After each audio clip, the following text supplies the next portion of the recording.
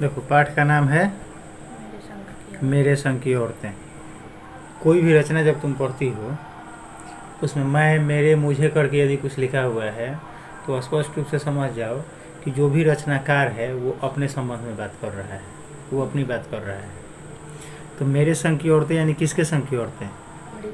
जो इस पाठ का रचनाकार है। तो इस पाठ का रचनाकार के है? मृदुला गर्ग। तो अब मृदुला गर्ग नाम से क्या स्पष्ट है, महिला है कि पुरुष? महिला है। ठीक है, तो हम कह सकते हैं पाठ की लेखिका। मृदुला गर्ग ने अपने साथ की औरतों का जिक्र इस पाठ में किया होगा, शीर्षक से लगता है। बाद अंदर क्या है बाद में जब पढ़ेंगे तब पता चलेगा। अब यह जैसे अक्सर पूछा जाता है, गद्य साहित्य की कौन सी विधा है, ये जानना होता है किसी भी रचना के संबंध में। तो ये गद्य साहित्य की संस्मरण विधा है। संस्मरण का मतलब होता है कि इसमें कुछ याद करके लिखा गया है। ठीक है। अब मेरे संग की औरतें यानी उनके साथ जो रही होंगी। संग का मतलब क्या हुआ? साथ। लेकिन इस पाठ की शुरुआत लेखिका करती हैं अपनी नानी की कहानी से, जिनको इन्होंने देखा तक नहीं है। किसने? लेखिका ने देखा तक नहीं है। लेकिन लेखिका को ऐसा लगता है कि जब तक अपनी नानी की कहानी हम नहीं कह लेंगे, तब तक जो बात हम इस रचना के माध्यम से, इस संस्मरण के माध्यम से लोगों के से कहना चाहते हैं, वो पूरी नहीं हो। अब इसमें कुछ औरतों का जिक्र किया गया है। तो औरतों का प्रत्यक्ष रूप से नानी, माँ, दादी, खुद लेखिका, उनकी बहनें, ये लोग हैं। परोक्ष रूप से घर की अन्य महिलाएं भी इसमें कहीं ना कहीं हैं। नानी इनकी जो थी, तो नानी के संबंध में इन्होंने शुरू में 3 बात बताई हैं कि इनकी नानी अनपढ़ थी, पर्दा नशी थी, पारंपरिक थी। अनपढ़ थी यानी पढ़ी लिखी नहीं थी। पर्दा नशी थी यानी पर्दे में रहने वाली थी। तो पर्दे में रहने वाली थी का मतलब ये नहीं हुआ कि अब हमेशा एकदम पर्दे में रहती थी। कहने का मतलब है कि उस ज़माने में औरतें जो होती थीं, तो अपने घर के सभी बड़े बुजुर्गों से पर्दा किया करती थी, घूंघट किया करती थी, या उनके सामने नहीं जाती थी, कम बोलने का प्रयास करती थी। यदि कोई पूछ भी रहा है तो दरवाजे की ओर से बोल दिए या घूंघट की ओर से बोल दिए। सामने जा कर के आज के जैसा कपार पर चढ़ करके बात नहीं करती थी सब।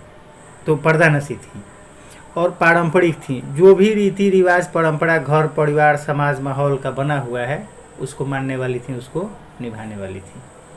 लेकिन नाना जी जो थे, नाना जी ठीक इसके उल्टे थे।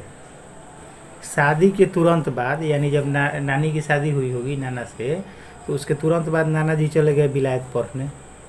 और वहाँ से जब पढ़ के आए कैम्ब्रिज विश्वविद्यालय से, तो पूरा अंग्रेज बन कर के आए। वैसे ही अंग्रेजी रहन सहन, अंग्रेजी ठाट बाट, अंग्रेजी बोलचाल, सब में अंग्रेजियत झलकती थी। नाना है कोट पैंट टाई सूट पहनने वाले, नानी पारंपरिक औरत है, साड़ी पहनने वाली है, घूंघट करने वाली है, पर्दे में रहने वाली है। लेकिन इस बात को लेकर के कभी नाना और नानी में किसी तरीके का कोई मतभेद नहीं आया। दोनों के दाम्पत्य जीवन में, वैवाहिक जीवन में किसी तरीके की कोई खटास कभी नहीं आई।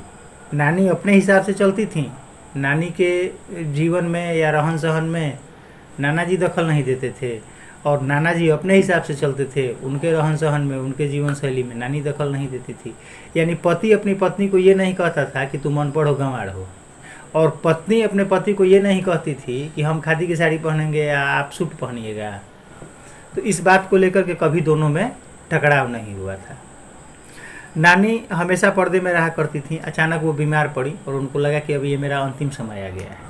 तो जब उनको लगा कि अंतिम समय आ गया है, तो पहले तो न वो घर के लोग से ढंग से बात करती थी, न अपने पति से खुल करके बात करती थी। लेकिन जैसे ही उनको लगा कि ये मेरा अंतिम समय है, यानी अब हम नहीं बच पाएंगे, तो वो अचानक मुँहजोड़ हो उठी, यानी अब बोलने लगी खुल करके। और अपने पति से उन्होंने कहा कि आप अपने दोस्त को बुलाइए, उनसे काम है हमको।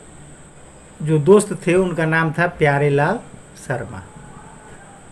क्या नाम था उनका? प्यारेलाल शर्मा।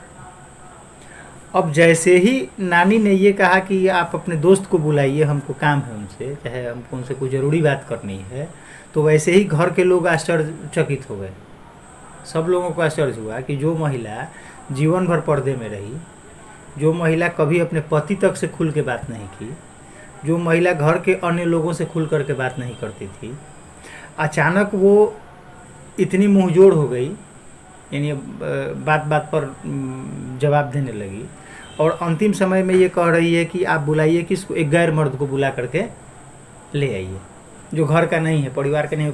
कौन थे? पति के दोस्त थे, मतलब लेखिका के नाना के दोस्त थे। जैसा कि लेखिका के नाना ने कभी भी नानी के जीवन में कोई दखल नहीं दिया था, तो इस बात पर भी कोई बहस नहीं हुआ कि क्यों बुलाना चाहती हैं, क्या बुलाना चाहती, किस लिए बुलाना चाहती हैं, क्या काम है, नहीं, कुछ नहीं बहस किया गया। सीधे नाना जी गए और अपने दोस्त को बुला करके लेके चले आए। दोस्त जब इनकी नानी के सामने आए तो अब जो नानी ने कहा वो और अधिक हैरान करने वाली बात थी। इन्होंने कहा कि यह मेरी बेटी की शादी, यानी लेखिका की माँ की शादी, उस समय लेखिका की माँ की उम्र थी 15 साल। मेरी बेटी की शादी आप अपने जैसे किसी स्वतंत्रता प्रेमी से कराइएगा। और जैसे ही लेखिका की नानी ने ये कहा प्यारेलाल शर्मा से, तो घर के सभी लोग आश्चर्य में पड़ गए कि एक ऐसी महिला जो घर के सारी बातों पर नज़र नहीं रखती है, हमेशा पर्दे में रहा करती है, उस महिला को देश गुलाम है, देश को आज़ाद होना चाहिए, इस बात की फिक्र है। और जिसका पति अंग्रेज़ों के साथ रहता है, वह चाहती है कि हमारी बेटी की शादी स्वतंत्रता प्रेमी से कराई जाए, आज़ादी के आंदोलन के किसी न किसी सिपाही से हमारी बेटी की शादी कराई जाए। यहाँ नानी का ख्याल और नाना का ख्याल दोनों एकदम अलग अलग है। नाना को अंग्रेज़ों से दोस्ती है और नानी को अंग्रेज़ों से नफरत है। दूसरा चीज़ कि कोई भी माँ ये नहीं चाहती है कि हमारी बेटी की शादी किसी ऐसे घर में हो, किसी ऐसे लड़के से हो जहाँ उसे किसी बात की कोई तकलीफ़ हो, कोई माँ नहीं चाहती है। लेकिन आज़ादी चाहने वालों का क्या हश्र होता था, क्रांतिकारियों के साथ अंग्रेज कैसे पेश आते थे। कैदी और कोकिला कविता पढ़ी है, बताया गया है उसमें। तो सोचो कि कौन माँ ऐसी होगी जो ये चाहेगी कि हमारी बेटी की शादी एक ऐसे पुरुष से करा दी जाए, एक ऐसे व्यक्ति से करा दी जाए जिसे जब चाहे अंग्रेज जेल में बंद कर दे, जब चाहे अंग्रेज लाठी से पीट दें, जब चाहे अंग्रेज उसको गोली मार दें। उनको इस बात से कोई मतलब नहीं था। उनको मतलब था कि हमारा देश आज़ाद हो और हमारा दामाद जो हो, हमारी बेटी का पति जो हो, वह एक स्वतंत्रता सेनानी हो। तो इस तरीके से हम ये कह सकते हैं इस तरह से कि नानी जो थी वो कहीं ना कहीं देश की आज़ादी के को लेकर के फिक्रमंद थी और एक घर में रहने वाली महिला का भी आज़ादी के आंदोलन में योगदान था। वो अपने स्तर से इसमें योगदान करना चाहती थी और अंग्रेजियत बिल्कुल पसंद नहीं था उसको। और उस परिवार में नानी की शिक्षा का ख्याल रखा गया। अधिकतर माताएं ये चाहती हैं ना कि हमारी बेटी की शादी जिससे हो, 2 महीने के बाद हमारी बेटी को लेकर बाहर चला जाए, हमारी बेटी जितना कहे उतना कपड़ा खरीदे, जितना कहे उतना गहना बनवाए, और उसको ना अपने घर में भाई से मतलब हो, ना सास से मतलब हो, ना अन्य किसी रिश्तेदार से मतलब हो। लेकिन वही काम जब उसका बेटवा करने लगता है ना, तो वही महिलाएं कहती हैं कि ये जोड़ू का गुलाम हो गया है। यानी बेटी के साथ उसका दामाद करे तो ठीक, लेकिन बहू के साथ उसका बेटा करे तो गलत।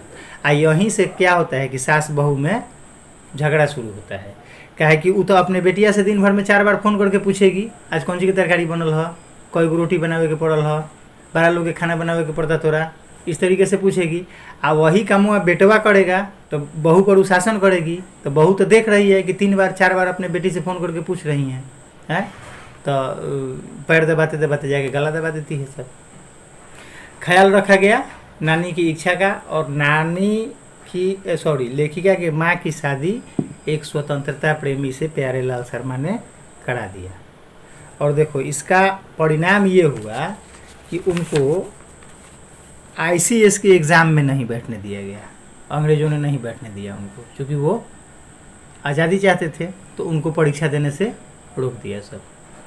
तो परीक्षा देते, एग्ज़ाम पास करते तो हो सकता कि उनकी नौकरी लगती तो आर्थिक स्थिति सुधर जाती परिवार की आर्थिक स्थिति बहुत अच्छी नहीं थी, लेकिन उनको एग्जाम से वंचित कर दिया सब। तो ये खामियाजा भुगतना पड़ा।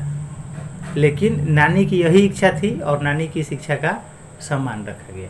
अब लेखिका की माँ की शादी हुई, तो लेखिका की माँ की जब शादी हुई वो अपने ससुराल आई, तो यहाँ माँ के बारे में बताती है कि खैर इस तरह से मेरी माँ की शादी ऐसे पढ़े लिखे होनहार लड़के से हुई जिसे आज़ादी के आंदोलन में हिस्सा लेने के अपराध में ICS के इम्तिहान में बैठने से रोक दिया गया, जिसकी जेब में पुश्तैनी पैसा घेला एक नहीं था। माँ बेचारी अपनी माँ और गांधी जी के सिद्धांतों के चक्कर में सादा जीवन और ऊंचे ख्याल रखने पर मजबूर हुई। लेखिका की माँ, अपनी माँ यानी लेखिका की नानी का सिद्धांत क्या था?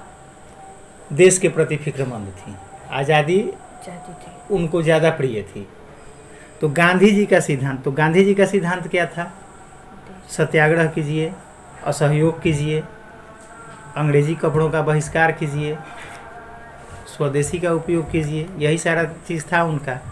तो अब लेखिका की माँ जो थी ये खादी की साड़ी पहनती थी। को खादी की साड़ी आज के जैसा हल्की नहीं होती थी, मतलब आज जो साड़ी का वजन होता है ना, तो खादी का कपड़ा ऐसे ही भारी होता था। आज यदि खादी का भी कपड़ा हम खरीदते हैं ना, तो उतना वजन नहीं है, लेकिन पहले क्या था? पहले भारी हुआ करता था कपड़े में, माने बुनावट थोड़ा उसका, हाँ, चाहे धागे मोटे हुआ करते थे। तो लेखिका की माँ क्या करती थी कि रात भर जाग करके साड़ी पहनने का प्रयास करती थी, और साड़ी पहनने से उनकी कमर चनका खा जाती थी। चनका कमर में हल्का सा दर्द हो जाता होगा साड़ी के चलते, लेकिन वो पहनती थी खादी की साड़ी। तो गांधी जी का सिद्धांत था सादा जीवन उच्च विचार, सिंपल रहती थी और ऊंचे लेवल पर सोचती थी। अब देखो इनकी माँ जो थी तो करती क्या थी? घर का कोई काम नहीं करती थी, मतलब खाना बनाना, बच्चों की देखभाल करना, इससे उनको कोई मतलब नहीं था। करती क्या थी? तो किताब पढ़ती थी, और नहीं तो संगीत सुनती थी, और नहीं तो बात करती थी किसी से बैठ करके। ऐसे ही झगड़ा हो जाएगा। यहाँ परिवार में 10 महिलाएं हैं, तो महिलाओं में इतनी अधिक पटीदारी की भावना होती है कि एगो सब्जी काटेगी तो एगो आटा सानेगी, एगो रोटी बनाएगी तो एगो खिलाएगी, नहीं करेगी तो एक दूसरे से मुँह फुलौल हो जाएगा, एक दूसरे से झगड़ा हो जाएगा, एक दूसरे की शिकायत की जाएगी। लेकिन लेखिका की माँ ये सब कुछ नहीं करती थी। बावजूद इसके लेखिका की माँ से उसके परिवार में कोई काम खोजता नहीं था। तो इसके पीछे कारण क्या था कि लेखिका के नाना जी जो थे ना, तो नाना जी थोड़ा सा, लेखिका के माँ के घर की स्थिति जो थी वो आर्थिक स्थिति बहुत अच्छी नहीं थी। वो पढ़ी लिखा हुआ है, जेब में पैसा नहीं था पिताजी के पास, और लेखिका के नाना थोड़ा संभ्रांत परिवार से थे, अमीर थे। तो अमीर बाप की बेटी यदि किसी घर में जाती है ना, तो ससुराल वाला ऐसे ही डरता है। अब तो खैर कोई डरता है, तुरंत दहेज प्रथा, घरेलू हिंसा, तो क्या क्या दुनिया भर का कानूनी दाव पेच इतना न हो गया है, कानूनी पचड़ा, कि ऐसे ही लोग डरता है। लेकिन वो बात नहीं थी, थोड़ा बहुत था इसका, मतलब मायके का रोब था थोड़ा बहुत, उसके चलते लोग नहीं करते थे। और लेखिका की माँ में दो सबसे अच्छी बात ये थी कि वो कभी झूठ नहीं बोलती थी, और एक की गोपनीय बात दूसरे पर जाहिर नहीं होने देती थी। मान लो कि जब सब औरतें काम कर रही हैं, ये नहीं कर रही हैं, किताब पढ़ रही हैं, चाहे घर में बैठी हुई हैं, तो उसमें जिसको फुर्सत मिलती होगी काम से वो जा करके बैठ जाती होगी, कुछ अपना सुख दुख कहती होगी। तो कहा जाता है कि महिलाओं के पेट में बातों नहीं पचता है। जब तक वो अपनी बात एक दूसरे से नहीं कहेगी, तो किसी से नहीं कहेगी ना, तब तक उसको चैन नहीं आएगा। आई रही हनु तरोड़ा बारे में हई कह के गईली है, अब जा कर के दोनों लड़ जाएगी।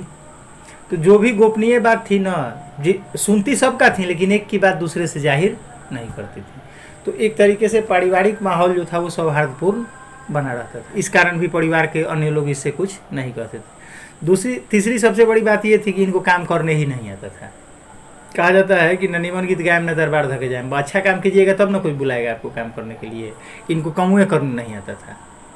अब मान लो कि छोटा बच्चा है घर में, कोई नवजात बच्चा है, लेखिका की माँ का ही कोई उन्हीं का बच्चा है, लेखिका की बहन या भाई कोई है, नहलाने गई या बचवा का हथवे तोड़ दी, तो कौन देगा? बाकी तो परिवार के लोगों को दिक्कत हो जाएगी ना उससे, या उसी को ना उसका दवा दारू इलाज कराना पड़ेगा। सब्जी बनाने गई या नमक छोड़ दी, या चाहे अधिके डाल दी, तो बेकार हो गया। तो कामें करने नहीं आता, तो इसलिए भी काम नहीं करवाया जाता था। लेखिका की माँ की सास जो थी यानी लेखिका की दादी वो कहती थी कि हमारी बहू ऐसी है कि धोइए पोछिए और छींके पर टांग दीजिए। छींका होता था ना, जैसे ये पंखा लटका हुआ है ना, तो ऐसे ही रस्सी लटका करके इस पर आज के जैसा अलमीरा फ्रिज वगैरह नहीं ना था लोगों के घर में, तो दूध दही वगैरह रखने के लिए ऐसे ही छींका बनाया जाता था, ऊंचाई पर रहता था कि बिल्ली वगैरह नहीं पहुँचे उस पर। और बर्तन जैसे हम उठाते पटकते हैं वैसे मिट्टी का बर्तन उठाएंगे पटकेंगे तो क्या होगा, टूट फूट जाएगा। तो वैसे ही मिट्टी का बर्तन ऊपर से उतारा गया, उसको धोया गया साफ, उसमें का जो दही है दूध है खाया गया, जो फिर से उसको धोया गया पोछा गया साफ किया गया और फिर शालीनता से उठा करके उसको उस पर रख दिया गया। दूसरा चीज़ कहती थी कि हम हाथी से खेत नहीं जुतवाते, हमारे पास बैल है। तो हाथी से खेत जुतवाने का मतलब क्या हुआ, हाथी से आप जितना खेत जुतवाइएगा, जितना वो मिट्टी हल्का नहीं करेगा उससे अधिक क्या करेगा, वो दबा देगा। मैंने लेखिका कि माँ जितना काम करेंगी नहीं उससे अधिक बिगड़ जाएगा उनसे, तो इसलिए भी उनसे काम नहीं करवाया जाता था। और जो अन्य भारतीय महिलाओं का गुण होता है, तो भारतीय महिलाओं का गुण क्या है, पति की इच्छा का ख्याल रखना, अपने बाल बच्चों की परवरिश सही ढंग से करें, और तीसरा घर के कामकाज में हाथ बटाए। लेखिका की माँ जो थी तीनों में कुछ से मतलब नहीं था, तीनों में कुछ से मतलब नहीं था। न पति से कोई मतलब थी, न बाल बच्चों से कोई मतलब थी, और न ही घर के कामकाज से कोई मतलब थी। मतलब थी था, कोई मतलब नहीं था, कोई मतलब नहीं था। माँ की भूमिका में भी लेखिका के पिताजी ही थे, पिताजी के जिम्मे सारा काम था। और घर की अन्य महिलाएं, जैसे कि दादी के संबंध में बताया, दादी क्या कहती थी कि हाँ हमारी बहू ऐसी है कि धोइए पोछिए छींके पर टांग दीजिए। ये इनकी माँ का कैरेक्टर था। लेकिन अच्छी बात क्या थी माँ में, अच्छी बात ये थी कि झूठ नहीं बोलती थी, किसी की गोपनीय बात किसी को कहती नहीं थी, नहीं बताने वाली बात किसी से नहीं कहती थी, एक दूसरे में झगड़ा नहीं लड़ाती थी ना। तो जैसे परिवार में उतनी महिलाएं थी, झगड़े नहीं छूटता, झोटा झोटी होते रहता। और एक जो सबसे अच्छा गुण था इनमें वो ये था कि इनको भी आज़ादी से लगाव था। ये भी गांधी जी के सिद्धांत पर चलने वाली थी, जैसे कि इनकी माँ थी, यानी लेखिका की नानी थी। अब लेखिका नानी माँ के बाद बता रही है इस पाठ में अपनी परदादी के बारे में। परदादी का मतलब दादी की सास, दादी की सास। जैसे या थी ना या, तो वो तुम लोगों की क्या हुई, परदादी हुई। तो परदादी के संबंध में बताती है कि लीक से अलग हट के चलने का शौक नानी को और माँ को ही नहीं था। नानी को, माँ को, चाहे दादी भी, इनकी जो दादी थी लेखिका की दादी, तो कहने का मतलब है कि सास तो वही सास का नाम है जो सांस नहीं लेने दे, चाहे सास का नाम है शासन। तो दादी भी माँ पर शासन नहीं करती थी, आराम से गीत सुन रही है तो सुनने दो, किताब पढ़ रही है तो पढ़ने दो, सोई है तो सोने दो। हाँ, एक चीज़ और बताना भूल गए, एक तो घर की जो अन्य महिलाएं थीं इनकी माँ से काम नहीं खोजती थीं, तो इसके पीछे तो दादी का प्यार दुलार हो गया, या इनका कुछ अच्छा आचरण हो गया माँ का, या मायके का रूप हो गया।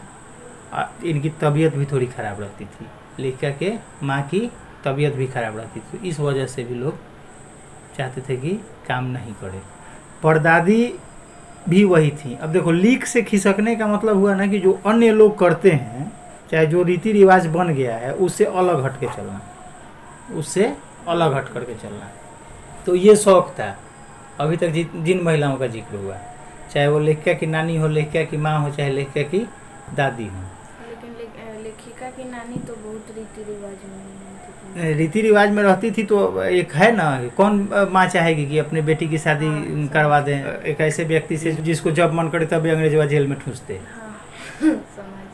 तो इसलिए, और ज़िंदगी भर बात नहीं किए किसी दूसरे से, और मरने के समय किसी दूसरे से बात करने लगे। घर में रहते हैं, पर्दा में रहते हैं, लेकिन आज़ादी से प्रेम है, बाहर क्या हो रहा है, देश दुनिया में क्या घटित हो रहा है, इस पर नज़र है। तो ये सब था। देखो, एक कहावत है ना, कहा जाता है कि लीके लीके गाड़ी चले, लीके चले कपूत, लीक छोड़ के तीन चले शायर शेर सपूत। ये लोग लीक पर नहीं चलते हैं। जो साहित्यिक विचारधारा का होगा वो कुछ अलग सोचेगा, शेर उसकी जीवन शैली जो है वो अलग तरीके से है, वैसे ही सपूत होता है। सपूत समझ रही है ना, कपूत का उल्टा कपूत का उल्टा सपूत, तो ये लोग अलग हट के चलते हैं। हाँ, वैसे ही ये सारी महिलाएं लीग से अलग हट के चलती थी। अब उस ज़माने में क्या था ना कि आज ही के जैसा, हालांकि आज थोड़ा सा तकनीक आ गया है, इसके चलते पहले पता लोग कर लेते हैं कि गर्भ में पलने वाला बच्चा बेटा है कि बेटी है, और आज तकनीक के चलते गर्भ में ही उनको मार दिया जाता है। लेकिन उस ज़माने में ये सब अल्ट्रासाउंड वगैरह का सिस्टम नहीं था, तो बेटी के जन्म लेने के बाद ही किसी को पता चलता था कि बेटी है। और जैसे ही बेटे का जन्म होता था तो लोग थाली बजाते थे, खुशियाँ मनाते थे, मिठाई बांटते थे। बेटी का जन्म होता था तो कपार पीटते थे। कोई नहीं चाहता था कि बेटी हो। औरत की सबसे बड़ी दुश्मन इस धरती पर यदि कोई है तो वो औरतें हैं। औरतों को जितना खतरा पुरुषों से नहीं है ना, उससे कई गुना ज़्यादा खतरा औरतों से है। तो परदादी के संबंध में कहा जाता था, गांव मोहल्ले कस्बे वाले भी कहते थे कि इनका तार सीधा भगवान से जुड़ा हुआ है, यानी इनकी बात भगवान सीधे सुन लेते हैं। तो ई गई मंदिर। अब मंदिर जाकर के देवी माँ से मन्नत क्या मांगी कि मेरी बहू की पहली संतान लड़की हो, यानी लेखिका के माँ की पहली संतान जो हो वो क्या हो, लड़की हो। इनकी बहू तो लेखिका की दादी हुई। तो नहीं, तो इनकी बहू लेखिका की दादी हुई तो बहुएं ना कहलाएंगी, वो भी तो बहू ही कहलाएंगी। पहली संतान क्या हो, बेटी हो। अब देखो ऐसा होता है कहीं कहीं किसी परिवार में कि मान लो कि 5 पुश्त से बेटी नहीं है किसी को, दादा को नहीं है, पिताजी को नहीं है, चाचा को नहीं है, तो उसमें होगा कि एगो बेटी हो जाती। लेकिन इस तरीके की बात भी नहीं थी उस घर में। बेटियां थीं पहले से भी, दादा की भी बहनें थीं, पिताजी की भी बहनें थीं, ये लोग थे। लेकिन इसके बावजूद भी परदादी ने क्या मन्नत मांगी कि पहली संतान बेटी हो। खैर इस बात पर किसी को कोई आपत्ति भी नहीं हुई, उस परिवार में किसी को आपत्ति नहीं हुई कि जाकर के आपने क्या मांग लिया। आज का ज़माना रहता है यदि इस तरीके की बातें होती तो सब घर भर की महिलाएं ही दौड़ जाती कि दाब बुढ़िया के नट्टी कौन सी मांग के आ गई। तो ये सब नहीं हुआ। और परदादी की मन्नत के अनुसार लेखिका के माँ की पहली संतान लड़की हुई, और भगवान ने इनका कुछ ज़्यादा ही सुन लिया।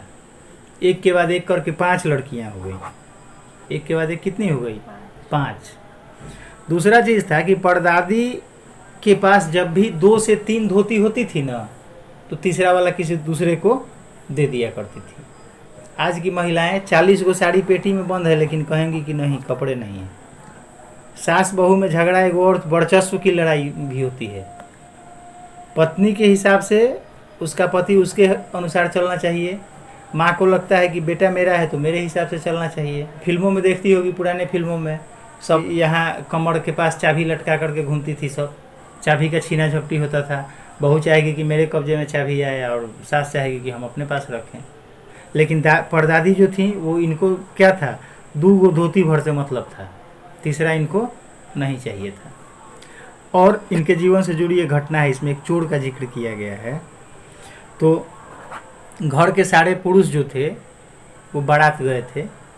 तो आज के जैसा नहीं था कि 5 बजे शाम में निकले या 9 बजे रात तक बारात करके वापस आ गए। बारात जब लोग जाते थे तो टाइम लगता था, रात भर रुकना पड़ता था, कभी कभी 2-2 दिन लग जाता था। तो घर के सारे पुरुष बाहर चले गए। अब घर में बच गई कौन, महिलाएं बच गई। तो चोर उचकों का डर रहता था, तो इसीलिए रात में महिलाएं रात जागा करने के लिए वो नाटक करती थी। आज भी होता है, ये परंपरा आज भी जिंदा है, लोग इसको डोमकच कहते हैं। बारात जब जाता है तो लोग करते थे। तो घर की अन्य महिलाएं उसमें लगी थी, नाटक उटक कर रही थी। और दादी को इससे क्या मतलब था, दादी अपने घर में सोई थी। अब चोर का किस्मत खराब कहिए चाहे दादी का किस्मत अच्छा कहिए, चोरवा घुस गया किस कमरे में, जिसमें ही सोई थी। और जैसे ही दादी को लगा कि घर में चोर आया है, तो ये चोर हल्ला नहीं कर रही हैं, ये कह रही हैं कि प्यास लगा है पानी पिलाओ। अब सोचो कि घर में चोर आ गया, उससे पानी मांगा जाएगा। चोर बेचारा डरते डरते लोटा उठा करके गया, पानी ले करके आया। उधर किसी ने देख लिया तो चोर का स्वागत सत्कार भी हुआ। लेकिन चूँकि दादी ने पानी मांगा था तो चोर बेचारा पानी लेकर के आया। पानी लेकर के जब आया तो दादी ने उस लोटे से पानी पिया अपने, चोर को भी पिलाया, और बोली कि एक ही लोटे से पानी पी करके हम अब माँ बेटे हो गए, तुम्हारी मर्जी, मन करे तो चोरी करो, मन करे तो खेती करो। तो चोर यहाँ से उसकी दिशा बदल गई। अब चोर निश्चय कर लिए कि चोरी नहीं करेंगे, चोरी करना छोड़ करके और वो खेती करने में लग गया। बाद में लेखिका को पता चला, बाद में जब पढ़ोगी इसको तो पता चलेगा कि ये वही चोर है जिसको दादी बोली थी कि एक ही लोटे से पानी पी करके हम माँ बेटा हो गए। उसके बाद वो खेती करने लगा। लेखिका जब बड़ी हुई ना तो वो चोर बूढ़ा हो गया था। तो यहाँ देखो, यहाँ इनके परदादी की भूमिका जो है ना एक समाज सुधारक की नज़र आती है। समाज सुधारक की भूमिका इसलिए नज़र आती है कि चोर को उन्होंने बिना पनिशमेंट दिए, बिना डराए धमकाए सुधार दिया। दूसरी चीज़ कि उस ज़माने में जैसे बेटियों के आने पर लोग को लगता था कि अब आफत का पहाड़ आ गया घर में, वैसे ही छुआछूत की भावना भी बहुत जोरों पर थी। कई तरीके की सामाजिक कुरीतियाँ उस समय फैली हुई थी, जैसे बाल विवाह, 15 साल की उम्र में लेखिका के माँ की शादी का हो जाना, इससे क्या जाहिर होता है बाल विवाह हो जाता होगा। नानी पर्दे में रहती थी तो पर्दे वगैरह का प्रचलन बहुत अधिक था, हालांकि होना चाहिए लेकिन बहुत अधिक नहीं होना चाहिए। तीसरा छुआछूत की भावना। प्रेमचंद की एक कहानी है ठाकुर का कुआं, पता नहीं पढ़ी है कि नहीं पढ़ी है, अंग्रेजी में भी मिलता है द ठाकुर स्वेल करके पढ़ने के लिए। तो उसमें है कि एक ऊंची जाति का कोई ठाकुर है, ऊंची जाति का व्यक्ति है, उसके दरवाजे पर कुआं है। एक अछूत जिसको प्यास लगी है जाकर के पानी भर लेता है तो उसको बहुत तरीके से प्रताड़ित किया जाता है, मारा पीटा जाता है। ठीक है, छुआछूत की भावना। तो दादी के अंदर ये भी नहीं था, परदादी के अंदर, मतलब उनको ज़रूरत भर सामान चाहिए था, बेटा बेटी में कोई फ़र्क नहीं था उनके लिए। और उनका मानना ये था कि समाज को सुधारने का या किसी व्यक्ति को सुधारने का दूसरा तरीका भी हो सकता है। तो इस तरीके से देख रही है तीन आदमी के संबंध में जानिए अभी तुम, परदादी के संबंध में, माँ के संबंध में और नानी के संबंध में। ये तीनों लोग जो थे ये थोड़ा सा आम परंपरा जो है हमारे यहाँ, ठीक है, उससे अलग थे ये लोग, उससे अलग थे, लीक से खिसके हुए थे। अब इसके बाद चर्चा आएगी किसकी, लेखिका के बहनों की। एक भाई भी था, राजीव नाम था उसका। तो अगली बार अब जब बैठेंगे तो लेखिका की बहनों के बारे में, चाहे लेखिका के संबंध में बताएंगे। ठीक है।